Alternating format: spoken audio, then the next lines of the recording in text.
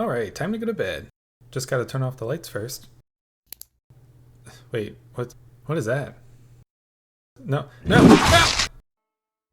What's up, everyone? Now that it's October, everyone has been in the Halloween spirit. Pumpkin spice is in the air, and horror movies are coming out left and right, so I've been in the mood to make my own spooky game. I've also been really wanting to develop a game in VR. Lucky for me, horror and VR go together like Control-C, Control-V. Now when making a VR game, you have to keep in mind that motion sickness is very real. So when designing a game, I wanted to make one where you are as stationary as possible, and I have the perfect idea in mind. About 7 months ago, I released my first ever video. If you watched that video, I'm so sorry, it is terrible, but who's good their first time? For the lucky ones who haven't seen it, I made a game called Spectre Spotter. It was inspired by the game I'm on Observation Duty, but instead of someone watching security footage of a whole house, you play as a boy who is just trying to sleep but his room is haunted. So things in his room keep changing, and you have to click on them to revert them back before the kid gets too scared. And if you make it to 6 o'clock, you win. Even when I was making this game, I was thinking about how cool it would be in 3D. I figured in first person you could really get the feeling of being a child hiding in bed on high alert for anything scary. Now there are a few small problems with this idea. I only have 2 weeks to make this before Halloween, and I've never made a VR game before. I also don't actually have a VR headset, but I'm gonna try it anyways. I started by opening up a new Unity project and remade the original bedroom with some simple cubes. I threw in the first-person character controller from the Unity starter asset, and now you can look around the room. Ooh, ah. But this room looks way less impressive in 3D, so I spent hours and hours painstakingly crafting furniture that would fit in this room, and slowly importing them all into Unity.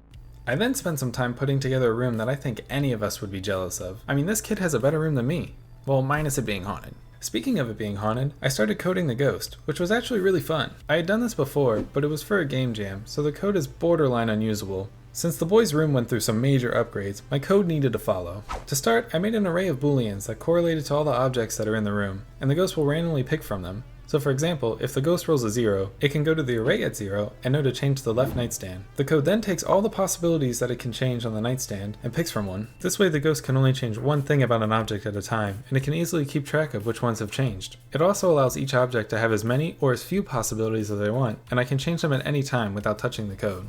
So instead of animating all the objects to change in multiple different ways and hook up the code to make it work for all of them, I just made it so when the ghost picks an object, it will disable it and enable the variant object.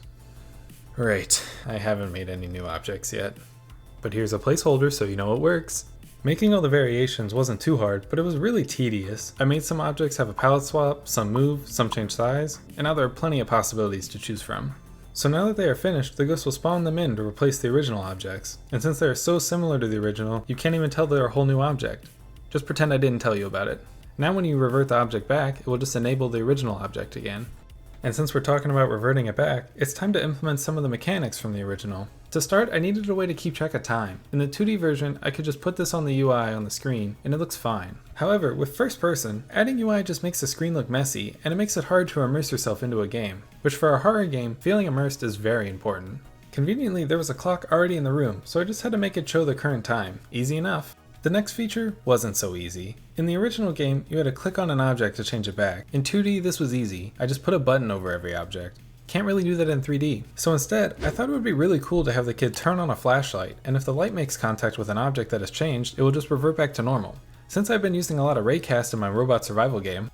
What's that? You haven't heard about my robot survival game? It's just this big project I've been working on for a few months now, and it's coming along pretty well. But I'll let you check on those videos later. We gotta stay focused on this game. So like I was saying, raycast.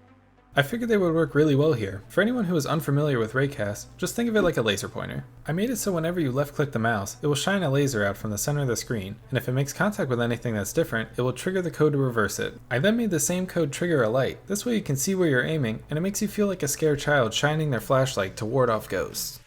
The system works great, but there's nothing stopping the player from shining the light all over the room without really paying attention. To fix this, I attached a battery to the flashlight that will decrease whenever you use it, and if you run out of battery, you won't be able to change anything back in the room. Again, I didn't want to just throw a battery indicator on the screen, so I made the other nightstand have a phone on it displaying how much battery you have left. I thought this was a pretty good solution. So now you might be thinking, why does changing things matter? Well, in the original game, whenever an object was different, it would fill up your scare meter, and when that got full, you would lose. This was simple to implement because I was already tracking all the active objects, but I could not think of any way to blend the scare bar into the room naturally. So instead of thinking about it too hard, I just threw it behind you so you can choose to look at it whenever you want, but you have to look away from the room to do so. but you will still have to pay attention to it because if it gets full, a monster will crawl out and scare you, effectively ending the game. Because you're dead. Pretty spooky stuff, huh? Well, not as scary as all the boring things you have to do to release a game. Menus, sounds, tutorials, all my worst nightmare. Okay, I actually enjoyed the tutorial a little in this one, because I just recorded myself as the kid's dad to explain the game. Think something like the phone calls in Five Nights at Freddy's, but instead of "Hello? Hello?" it's "Stop being a baby. Here's a flashlight, don't bother me again." And with all that boring stuff done, all that was left to do was add the VR. I watched a bunch of tutorials, and once I got it all set up, I realized I had no way to test it. I set up VR inputs and a whole new camera that it turns on if you have a VR headset attached. But since I don't actually have a way to test it, I'm just gonna assume it works perfectly. At least I know it works with a mouse, so you can play it right now. I'll leave the link in the description. I'd love to know what you guys think and if it actually works. Also, if the difficulty curve's good, since I'm the only one who's played it, I don't really know.